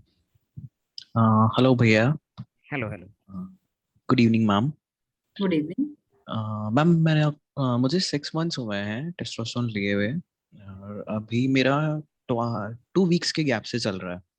But पिछले 1 महीने से मुझे इचिंग का बहुत ज़्यादा प्रॉब्लम हो रहा है। मैंने सब कुछ कर लिया अपने एंडो से। उन्होंने कहा, मुझे एक टैबलेट दी थी मॉन्टेक एलसी करके, वो मैंने 5 डेज ली, तो लेने पे तो एकदम ठीक हो जाता है, लेकिन जैसे ही वो टैबलेट बंद करो फिर वो बहुत ज्यादा सीवियर इचिंग होने लग जाती है। तो इसका आप क्या इसका बताना मतलब चाहेंगे? ये है कि हो सकता है आपको इंजेक्शन से कुछ साइड इफेक्ट्स हो रहे हो। कुछ लोगों को रेयरली होते हैं, हर पेशेंट को एक चीज नहीं टॉलरेट होती। तो दूसरी एक चीज ये है कि आप उसका ब्रांड बदल के देख सकते हैं। दूसरा चीज ये है कि आप जेल्स ट्राई कर सकते हैं, कि आप देखिए कि अगर आपका जेल ट्राई करने पे आपका सही हो जाए आपका इचिंग, तो इसका मतलब कि इंजेक्शन से था। तो आप ये कर सकते हैं कि आप थेरेपी होल्ड करके देखिए। अगर आप कोई भी और ट्रीटमेंट ले रहे हैं उसके साथ, जैसे कैल्शियम वगैरह, उसको होल्ड करके देखिए। कई बार कैल्शियम से भी होती है एलर्जी। और नहीं तो अगर कुछ और नहीं ले रहे, सिर्फ टेस्टोस्टेरोन इंजेक्शन ले रहे हैं, तो इंजेक्शन का पहले ब्रांड चेंज करके देखिए। और नहीं तो फिर आप जेल जेल आते हैं टेस्टोस्टेरोन के, वो ट्राई करिए 1-2 महीना, और इंजेक्शन को होल्ड कर दीजिए और देखिए आपकी इचिंग ठीक होती है कि नहीं। अगर फिर भी इचिंग बनी हुई है तो फिर आपको डर्मेटोलॉजिस्ट से मिलना होगा, फिर हमको कॉज ढूंढना होगा, कई उसके रीजन हो सकते हैं, फिर वो अकॉर्डिंगली ट्रीटमेंट देंगे। ओके, तो मैम वो जो इंजेक्शन है और वो जेल है, वो दोनों इक्वल काम करती हैं? इक्वली है। आप थोड़े दिन ट्राई कर सकते हैं, क्योंकि आपको ये देखना होगा ना कि आपको इंजेक्शन से कोई साइड इफेक्ट तो नहीं हो रहे। तो हमको कुछ बिल्कुल ना दे, मतलब हम लोग जेल दे सकते हैं, जेल्स भी रिकमेंडेड हैं। आप जेल्स लीजिए और इंजेक्शन स्टॉप करके देखिए, और 2 महीने देखिए। अगर आपकी इचिंग ठीक हो जाती है, नहीं होती तो फिर हम उसके लिए फिर हमको देखना पड़ेगा क्या होता है, क्यों हो रहा है। Okay okay, thank you so much ma'am. Okay. Okay, मेरी आवाज आ रही है? कौन हेलो, है ये? हाँ प्रीतिका। पहले मेरी आवाज आ नहीं रही थी, सॉरी आपको। हाँ, बोलिए मुझे प्रीतिका, क्वेश्चन क्या पूछना सवाल था। है? हाँ, हेलो मैम। एक्चुअली मुझे पूछना था, मैंने 1 जुलाई को फर्स्ट अपना टी शर्ट लिया था 100 mg का, उसके बाद सेकंड टी शर्ट भी लिया। बट फर्स्ट टी शर्ट लेने के बाद ना मुझे स्किन एलर्जी हो गई थी। मुझे मतलब बचपन में जब 8-10 साल की उम्र में मुझे अर्टिकेरिया एक होता है स्किन एलर्जी, वो हुई थी। तो मुझे स्टेरॉइड से वो ठीक हुई थी। उसके बाद अभी मुझे फिर से ये एलर्जी हो गई थी टी शर्ट्स की वजह से। तो मैंने डॉक्टर से पूछा, तो उन्होंने मुझे बोला कि हमें आपके टी शर्ट्स रोकने पड़ेंगे, क्योंकि ये स्टीरॉइड से ही ठीक होता है और लाइफ टाइम स्टीरॉइड्स पे रह नहीं सकते। तो अभी फिलहाल उन्होंने मुझे बोला कि थोड़ा ब्रेक ले लो 1-2 महीने का, उसके बाद आप डिटॉक्स करके बॉडी से फिर से ट्राई करेंगे, तो चांसेस है कि शायद एलर्जी ना हो। तो अगर मतलब इसका क्या सोल्यूशन है? मतलब अगर मुझे अर्टिकेरिया या एलर्जी है तो मतलब टी शर्ट्स हाँ हाँ, नहीं चल ठीक है पाएंगी ठीक ऐसे? है। मैम बताइए, आई थिंक ये मैंने आपको भेजा भी था शायद सवाल, मैं पूछना भूल गया। हाँ, तो अगर आपको एलर्जी हो रही है तो आप पहली चीज तो वो वाला टी शर्ट तो मत लीजिए अभी, क्योंकि उससे तो फिर आपको अर्टिकेरिया प्रेसिपिटेटी हो रहे हैं, वो बढ़ जाएंगे। आप लेते जाएंगे तो वो बढ़ते जाएंगे। तो आप या तो उसका ब्रांड चेंज करके देखिए, नहीं तो मैंने जैसा बताया जेल्स लेके देखिए। आप जेल्स लगाइए और देखिए आपको जेल से होती है कि नहीं। अगर जेल से आपको एलर्जी नहीं होती है तो आप जेल्स यूज करो, क्योंकि अगर आपको कोई इंजेक्शन से एलर्जी हो रही है, अगर आप उसको 2 महीना और ट्राई करोगे तो ऑब्वियसली वो एलर्जी बढ़ जाएगी। और अभी बंद करके फिर ट्राई करोगे, री चैलेंज दे सकते हैं, बट री चैलेंज में भी अगर फिर होगा तो फिर क्या करेंगे? तो आप उसका या तो ब्रांड एक दूसरा ट्राई करो, उससे भी एलर्जी होती है तो फिर आप जेल ट्राई कर लो। Gel is one option. और सस्ते चलिए नाम से हो सकता है, सस्ते ना हो? कृतिका, बाकी सवाल आप बाद में मुझे लिख के भेजिएगा, पूछेंगे। बाकी ठीक है, लोग भी हैं, उन लोगों को भी सवाल पूछने दीजिए। ठीक है, सुख। Thank you. हाँ, नो प्रॉब्लम, सुख पूछिए। Hello ma'am, good evening. Good evening. Ma'am, मेरा एक दोस्त है, उसने मतलब कि अपने जब हार्मोन शुरू करे थे, तो जैसे आपके टेस्ट होते हैं और सारे टेस्ट उसने करवाए थे, तब उसका जो शुगर लेवल था बिल्कुल नॉर्मल था। और जैसे जैसे अभी 1 साल के तक उसने अपना सर्जरी प्लान करा, जो डॉक्टर सर्जरी से पहले टेस्ट करवाते हैं, तो उसका शुगर लेवल बिल्कुल हाई हो चुका, तो हाँ। मतलब डॉक्टर ने स्टॉप कर दिया उसको। तो मतलब कि उसमें से जो डॉक्टर उसको मेडिसिन दे रहे हैं, वो मेडिसिन लेना जरूरी है उसको? बिल्कुल जरूरी है, क्योंकि क्या, जैसे मैंने बताया था कि टेस्टोस्टेरोन की वजह से भी कभी कभी शुगर बढ़ जाता है। और अगर ऐसा कुछ भी हो रहा है, एक तो पहली चीज है कि लाइफस्टाइल मॉडिफिकेशन, डाइट कंट्रोल, वो सब जरूरी करना है। बट अगर शुगर बहुत बढ़ा हुआ है तो सिर्फ लाइफस्टाइल और डाइट से काम नहीं चलेगा, तो उसमें हमको थेरेपी और ट्रीटमेंट देना पड़ता है। और कुछ लोगों को नॉर्मली भी डायबिटीज हो सकती है, मतलब कुछ लोगों को तो इंजेक्शन की वजह से आ गई ज्यादा, और नहीं उसका भी। बोलिए बोलिए, आप बोलिए। अगर ज्यादा हो गया है शुगर तो उनको टैबलेट लेना ही है। शुगर का टैबलेट पूछ रहे हैं आप कि टेस्टोस्टेरोन पूछ रहे हैं? नहीं नहीं, मेरा क्वेश्चन ये है कि जैसे कि उसका फैमिली बैकग्राउंड कोई शुगर का नहीं था, ठीक है, अभी उसने अपने HRT जैसे शुरू करे 1 साल पहले, और अभी उसका सर्जरी प्लान हो गया था 1 साल के बाद। उसने सर्जन के पास अपने ये जो टेस्ट सब करवाते सुख हैं समझ में सर्जन। आ गया है, सवाल पूछिए नहीं, सीधे, वो मैं सवाल समझ, क्या है? पर अभी आप यही पूछ रहे हैं ना कि डायबिटीज की दवाई लेनी पड़ेगी कि हाँ नहीं, यही पूछ बिल्कुल रहे हैं ना? बिल्कुल बिल्कुल लेनी बिल्कुल पड़ेगी, बिल्कुल लेनी पड़ेगी। अभी अगर शुगर हाई है तो डायबिटीज की दवाई लेनी पड़ेगी, फिर हमको डाइट कंट्रोल, एक्सरसाइज से फॉलो अप करना पड़ेगा। ऐसा जरूरी नहीं है कि अगर फैमिली में किसी को डायबिटीज नहीं है तो हमको नहीं आ सकती, किसी को भी आ सकती है डायबिटीज। तो इम्पोर्टेंट है कि डाइट कंट्रोल, एक्सरसाइज फॉलो करें, और जो अभी शुगर हाई है उसका ट्रीटमेंट लें, और फिर फॉलो अप पे देखेंगे कैसा रहता है, फिर डिसाइड करेंगे। Okay, thank you ma'am. पर ट्रीटमेंट तो लेना पड़ेगा। Perfect. Okay, thank you. Daksh पूछिए, क्या पूछ रहे हैं Daksh? Hello, good evening ma'am. Good evening ma'am, मेरा एक क्वेश्चन ये है कि किसी रीजन की वजह से अगर जो हिस्टेरेक्टमी है वो लेट्स से 5 साल तक नहीं हो पाती है, तो उसका कोई भी पॉसिबल साइड इफेक्ट कुछ हो सकता है क्या, या फिर उसको प्रिवेंट करने के लिए कुछ जो प्रिकॉशंस ले सकते हैं? हाँ, हमें यूट्रस का हम लोग साल में एक बार अल्ट्रासाउंड कराते हैं, वो देखते हैं कि कोई यूट्रस में इश्यू तो नहीं आ रहा, ओवरी में कोई इश्यू तो नहीं आ रहा, तो वो साल में एक बार अल्ट्रासाउंड से देखते रहना पड़ता है, वो बहुत जरूरी है। और अगर एज 30 से ऊपर है तो सर्वाइकल स्मीयर, पैप्समियर, जो पैप्समियर की गाइडलाइंस है वो फॉलो करनी पड़ती है। मैम, एज तो मेरी 20 है, but due to some circumstances है कि मोस्ट प्रोबेबली फॉर नेक्स्ट 5 5 साल नहीं इयर्स। कराएंगे, ठीक है, तो आप यूट्रस का और ओवरीज का साल में एक बार अल्ट्रासाउंड करा लीजिए, वो फॉलो अप जरूर। Thank you so much. Okay, perfect. Prithvi, DR, you can ask your question. Prithvi? Yeah, hello. Yeah, Yeah, hello, doctor. Yeah, Thank you, Abhi. Yeah. Yeah, doctor. I just want to ask about egg freezing, because many were asking about egg freezing to me. Means other transplant were asking. So can you explain before HRT itself how we have to start egg means for this and all? हाँ, that is a very very important question, good you raise that. क्योंकि सबसे important है, क्योंकि देखिए अभी आपकी as जैसे कम है, आपने सोचा अभी कि मुझे, अभी जैसे मैंने बहुत सारे मेरे क्लाइंट्स हैं जेंडर डिस्फोरिया के, जो 19 साल के हैं, 20 साल के हैं, मैं जब उनसे एग फ्रीजिंग के बारे में बोलती हूँ, नहीं नहीं नहीं, वो तो हमें करना ही नहीं है। पर मैं उनको क्या समझाती हूँ कि देखो, आज आपके दिमाग में नहीं है एग फ्रीजिंग, पर हो सकता है आज से 5 साल 10 साल बाद आप डिसाइड करेंगे कि मुझे अपना बायोलॉजिकल चाइल्ड चाहिए। तब तक आप टेस्टोस्टेरोन ले चुके होंगे, और मान लीजिए आप हो सकता है सर्जरी भी करा चुके हों, तो फिर हम वो एग तो रिट्रीव नहीं कर सकते, तो वो उस समय आप वो रिग्रेट ना करें। तो इसलिए मैं ये कहती हूँ कि आप हमेशा इस चीज को डिसाइड करिए कि फ्यूचर में अगर आपको अपना बायोलॉजिकल चाइल्ड चाहिए तो आप अपनी ओवम बैंकिंग कर सकते हैं। आजकल ओवम बैंक्स हर सिटी में अवेलेबल हैं, वो चार्ज लेते हैं करीब 40 to 50,000 ईयर, 1 ईयर का। और आप अलग अलग सिटीज के अलग अलग चार्जेस होते हैं, तो मैं बैंगलोर का बेसिक बता रही हूँ, पर अलग अलग सिटीज में कम भी हो सकते हैं। तो वहां आप अपना ओवम बैंक कर सकते हैं, वो आपका ओवम सेफली रखते हैं, और जब आपको फ्यूचर में अपना बायोलॉजिकल चाइल्ड चाहिए हो तो उस ओवम का यूज किया जा सकता है। पर अगर आपने अपना ओवम बैंकिंग नहीं किया है, मतलब अपना एग फ्रीज नहीं किया है, तो फ्यूचर में अगर आपने डिसाइड किया कि मुझे अपना बायोलॉजिकल चाइल्ड चाहिए, तो फिर आपको मुश्किल होगी, क्योंकि फिर आपके पास अपना ओवम नहीं होगा, क्योंकि आप एक बार हार्मोन शुरू कर देते हैं तो वैसे भी ओवुलेशन कम हो जाता है, बंद हो जाता है, और अगर सर्जरी करा ली फिर तो बिल्कुल ही पॉसिबल नहीं है। तो इसलिए ओवम बैंकिंग जब आप हार्मोन थेरेपी शुरू करते हैं उससे पहले ही उसके बारे में अच्छे से सोचिए, डिस्कस करिए, उसके लिए टाइम दीजिए, उसका इम्पल्सिव डिसीजन मत लीजिए। क्योंकि मान लीजिए आपने आज डिसीजन ले लिया, आज आपकी उम्र 19 ईयर्स है, बाद में 30 साल में आपने सोचा अरे मुझे अपना बायोलॉजिकल चाइल्ड चाहिए, तो फिर क्या करेंगे? इसलिए उसके बारे में अच्छे से सोचिए, अपने फ्रेंड से, जो भी आपके बेस्ट फ्रेंड्स हैं, जिन पे आपको ट्रस्ट है, उनसे डिस्कस करिए और फिर अपना डिसीजन लीजिए। और वो आप कहीं भी कर सकते हैं, मोस्ट ऑफ द सिटीज में आप फैसिलिटी अवेलेबल है वो बैंकिंग की। Correct, absolutely. Right, Prithvi, thank you. Ketak Pandey, ask your question, please.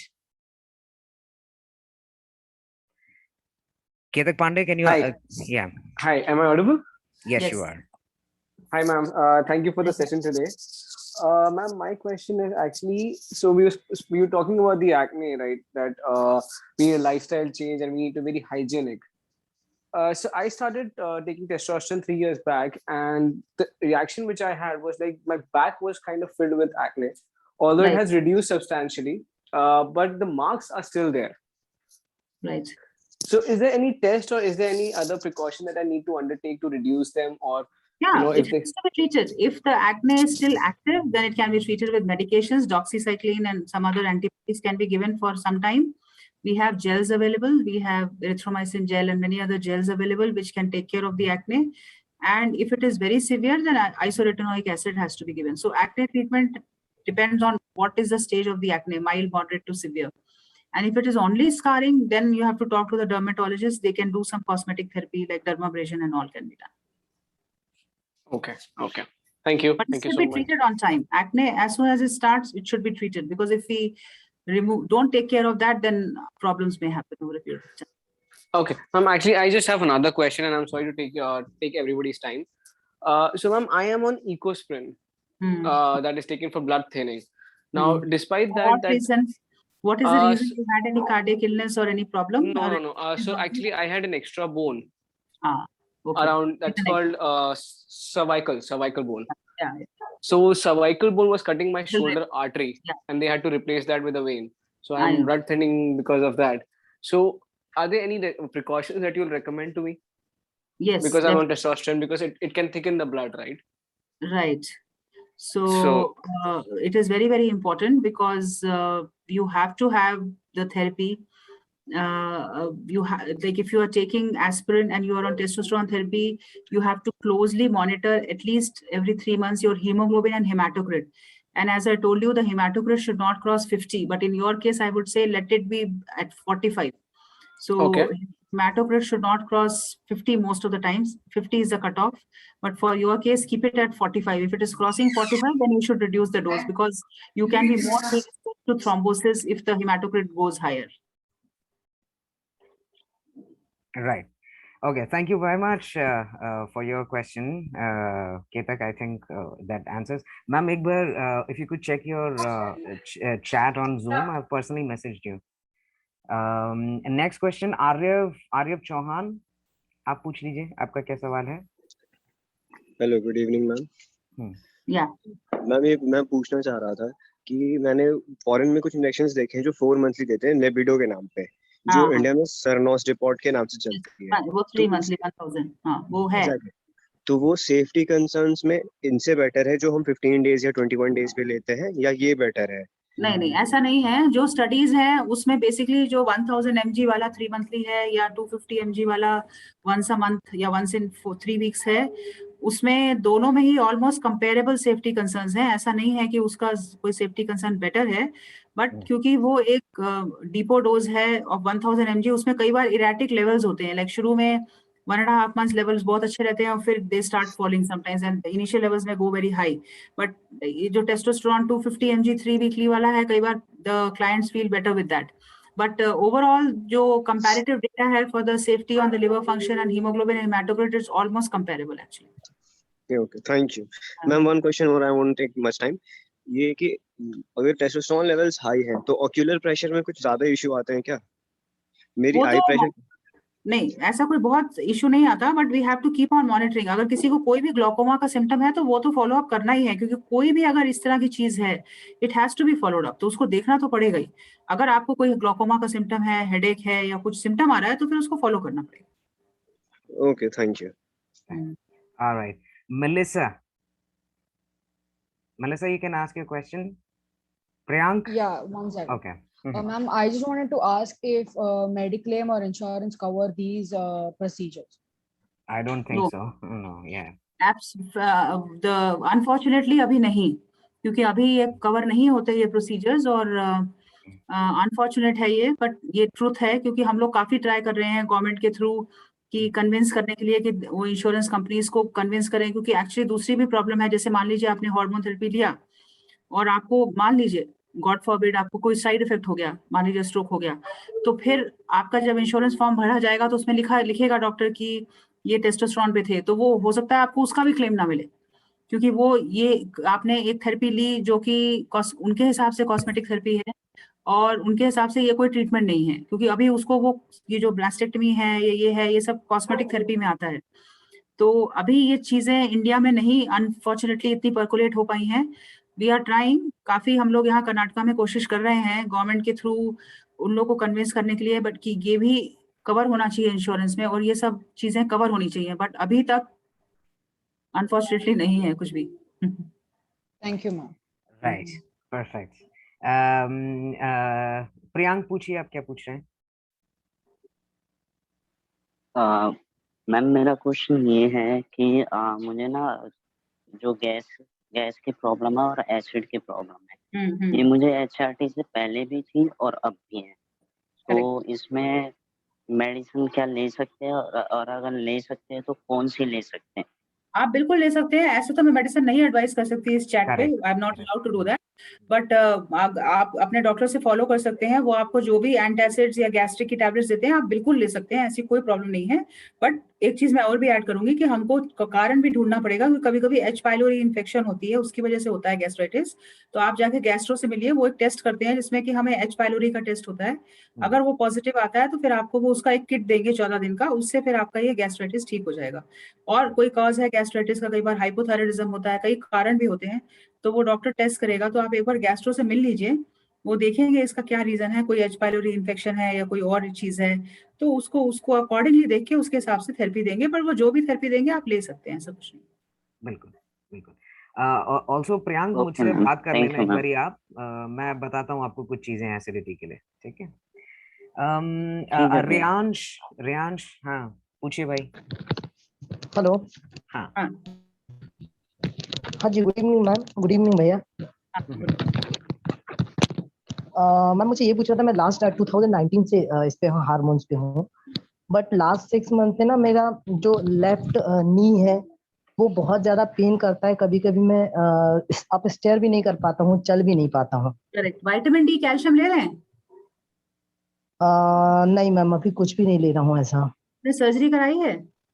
हाँ सर्जरी हुई है मैम, टॉप सर्जरी हुई है। ठीक है, तो जब भी आप हार्मोन थेरेपीज लेते हैं तो हम उसमें विटामिन डी साथ में देते हैं, क्योंकि विटामिन डी बोन हेल्थ के लिए बहुत इंपॉर्टेंट है। देखा गया है कि ट्रांसजेंडर्स जब हार्मोन थेरेपी लेते हैं उनकी बोन हेल्थ पे बुरा असर पड़ सकता है, तो हमें वैसे भी नॉर्मल लोगों में भी विटामिन डी की डेफिशिएंसी होती है, ऐसा नहीं कि सिर्फ ट्रांसजेंडर्स में होती है, तो आपको विटामिन डी लेना पड़ेगा और आपको पहले डॉक्टर को दिखाना पड़ेगा, वो देखेंगे, बट मोस्ट प्रोबेबली आपको विटामिन डी की जरूरत पड़ेगी। मैम तो इसके लिए कुछ टेस्ट होता है क्या, टेस्ट करवाना पड़ेगा क्या मुझे कुछ? नहीं, पहले वो चेक करेंगे जॉइंट को, देखेंगे कि आर्थराइटिस है कि विटामिन डी की कमी लग रही है, फिर वो विटामिन डी और कैल्शियम लेवल्स करेंगे और उसके हिसाब से आपको विटामिन डी और कैल्शियम लिखेंगे, देखेंगे इंप्रूव हो रहा है कि नहीं, और साथ में आपको कुछ जॉइंट फिजियोथेरेपी भी बताएंगे जो आपको करनी है। Okay ma'am, thank you ma'am. ठीक है, आर्यन आप पूछ लीजिए अपना सवाल। Good evening ma'am. Good evening ma'am, मुझे पूछना था कि मेरे 2 डोज हो गए हॉर्मोन्स के और मेरे पूरे बॉडी में इचिंग टाइप का हो रहा है, तो मैं इसके लिए क्या करूं? नहीं, क्या हो गया है? इचिंग कह रहे हैं, इचिंग मैम, इनके ना इचिंग हो रही है इनके बॉडी में। इचिंग किस हार्मोन थेरेपी की बात हो रही है, वैसे ही हो रही है? हार्मोन थेरेपी के बाद। ठीक है। और गले में भी खराश सी जैसी बनी पड़ी। कैसे हो आपने हार्मोन थेरेपी शुरू की है? जी, इसी मंथ से। ओके, तो आपको हार्मोन थेरेपी आपने इसी मंथ से शुरू की है ना, तो आपको ये हार्मोन थेरेपी शुरू करने के बाद ही हुआ है सब कुछ? जी जी। हाँ, तो फिर आपको हार्मोन थेरेपी बंद करनी पड़ेगी, इसका मतलब कुछ साइड इफेक्ट हो रहा है ना उसका। तो आपको, वैसे मैंने बताया कि अगर आपको इंजेक्शन से ये साइड इफेक्ट हुआ है तो पहली चीज तो आपको अपने डॉक्टर को रिपोर्ट करना होगा, वो चेक करेंगे कि इंजेक्शन की वजह से है या कोई शुगर बढ़ गया है या कुछ और है। तो अगर आपको नहीं, अगर आपका शुगर बढ़ गया है तो फिर आपको उसके तरह से देखना पड़ेगा कि आपके गले में खराश वगैरह है, हो सकता है थायराइड में कुछ प्रॉब्लम हो, वो भी देखना पड़ेगा। अगर वो सब चीजें ठीक है और सिर्फ इचिंग हो रही है तो इसका मतलब ये आपको एलर्जी के कुछ सिम्टम्स आ रहे हैं, तो फिर तो आपको एंटी एलर्जिक देना पड़ेगा, वो हार्मोन जो दे रहे हैं वो होल्ड करना पड़ेगा, दूसरा उसका सब्स्टिट्यूट इंजेक्शन देना पड़ेगा, और नहीं तो जैसा मैंने बताया थोड़े दिन जेल्स दे सकते हैं।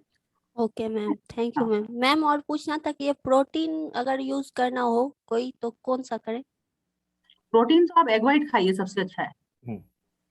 सबसे अच्छा प्रोटीन इज एग व्हाइट ना। अगर एग व्हाइट नहीं खाते तो, अगर नॉन वेज नहीं खाते तो आप वेज खाते हैं तो स्प्राउट्स लीजिए, दाल लीजिए, वो ज्यादा अच्छा है। Natural proteins are better. मैं नॉर्मली उसके सप्लीमेंट्स नहीं बताती, नॉर्मली मैं avoid, I tell my patients to avoid supplements. जितना नेचुरल जितना खाएंगे उतना बढ़िया है। Thank you ma'am, thank you. Unmute कर लीजिए अपने आप को। और राहुल प्रिंस, आप अपना सवाल पूछ लीजिए। Hello. Hello, good evening ma'am. Good evening. हाँ, एक्चुअली मैम मुझे ये सवाल था कि अगर हमारे गॉल ब्लैडर में स्टोन है, ठीक है, और हम कोई आयुर्वेदिक दवाई खाते हैं तो उसका कुछ साइड इफेक्ट होगा क्या? हम हार्मोन्स ले रहे आयुर्वेद हैं की तो। डॉक्टर नहीं हूँ, इसलिए मैं आयुर्वेद के बारे में कुछ नहीं बता नहीं सकती। मैं एलोपैथिक डॉक्टर हूँ, मैं एंडोक्राइनोलॉजिस्ट हूँ। मैं आपको आयुर्वेदिक दवाई के बारे में जरूर बता सकती हूँ, आप कुछ भी पूछिए, बट आयुर्वेद की दवाई के बारे में मेरे को कुछ आइडिया नहीं है। मैं आयुर्वेदिक स्पेशलिटी नहीं। बिल्कुल। Okay okay, thank you so much. Nikunj Jain पूछिए। निकुंज जैन। हेलो। हाँ हेलो भैया। हाँ हेलो। Hi ma'am. मेरे 2 क्वेश्चन हैं। एक तो ये क्वेश्चन है कि अगर हम मॉर्निंग में मैं उठता हूँ ना तो मुझे पेट में दर्द होता है, जैसे कि पीरियड टाइम में पहले होता था उस टाइप से दर्द होता है, तो वो क्या क्यों ये होता है? रोज होता है या महीने में कोई 1-2 दिन ही होता है बस? हाँ, महीने में 1-2 दिन होता है। अच्छा, ठीक। और मैंने रिपोर्ट भी करवाई था, सोनोग्राफी, और ये उसमें नॉर्मल आई थी रिपोर्ट मेरी।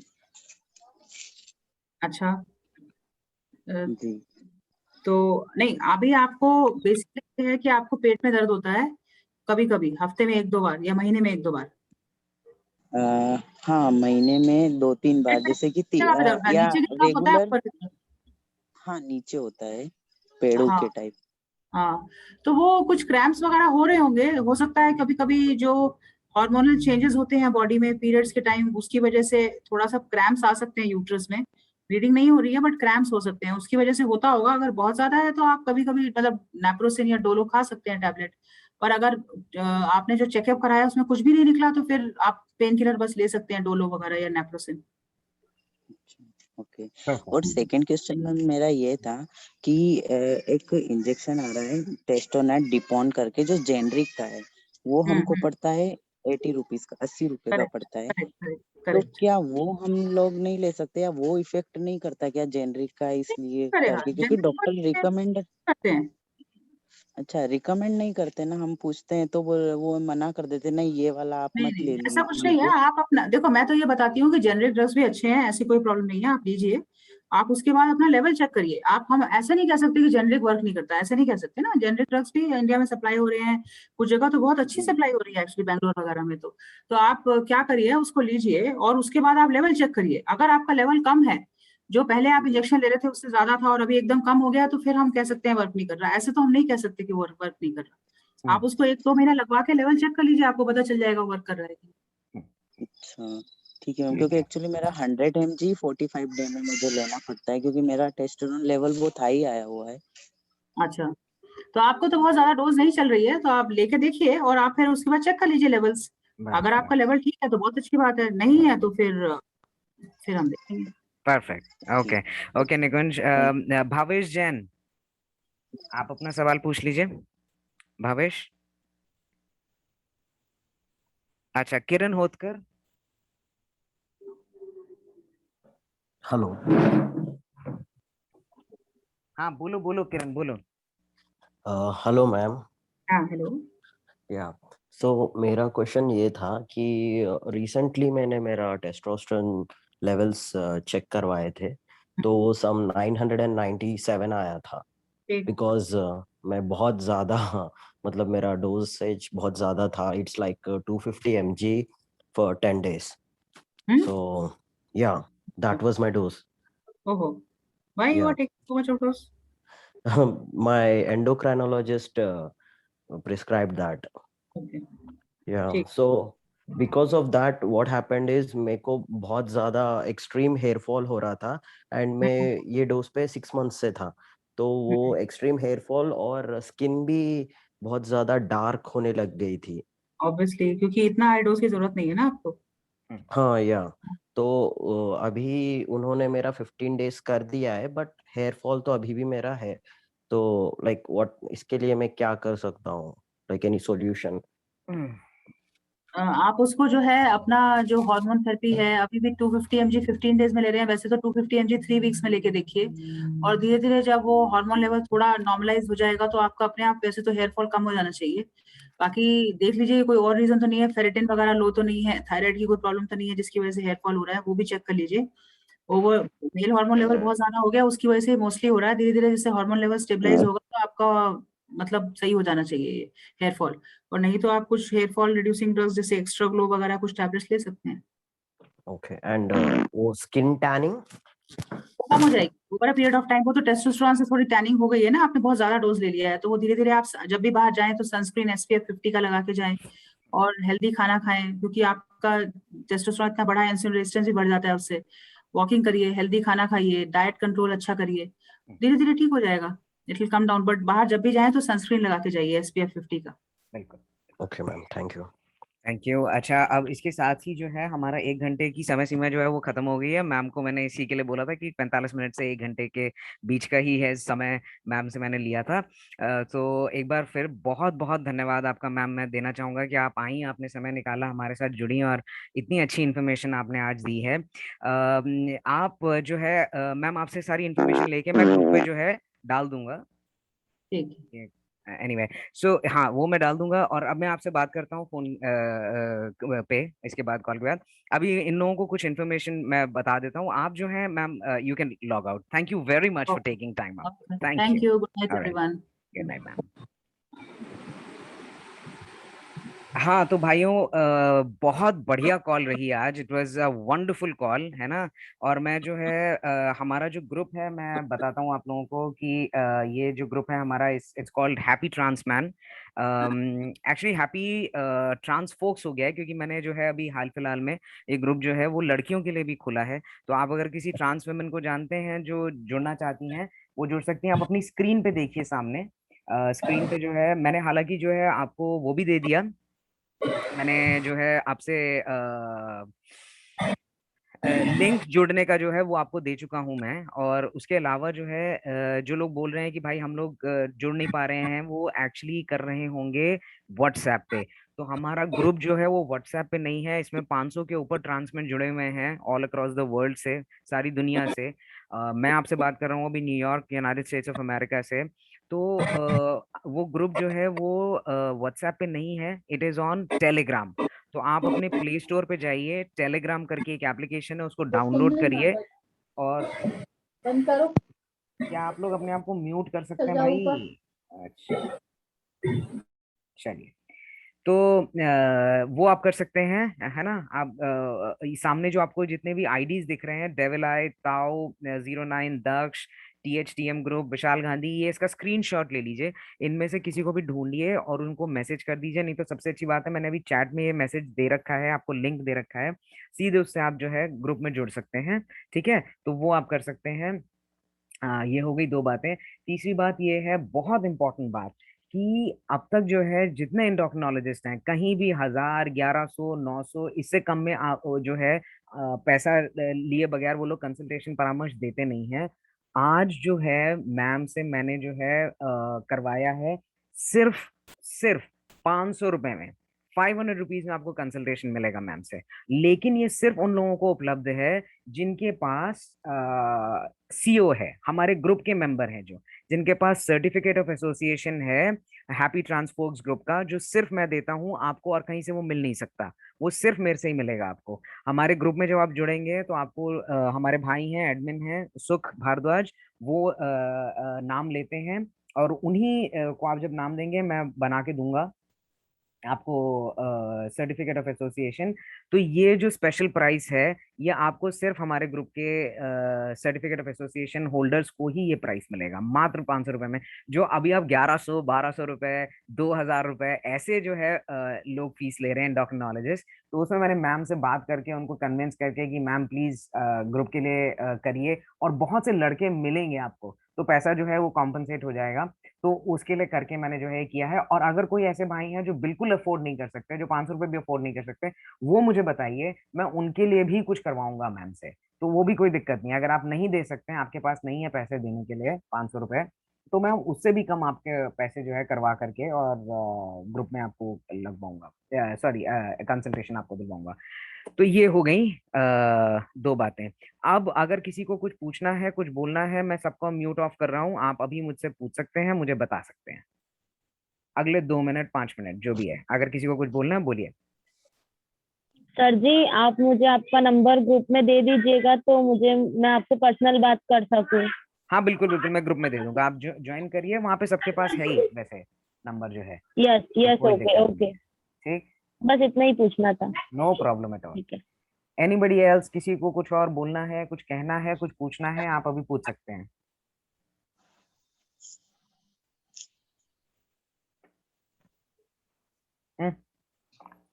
ठीक है, फिर बहुत बढ़िया।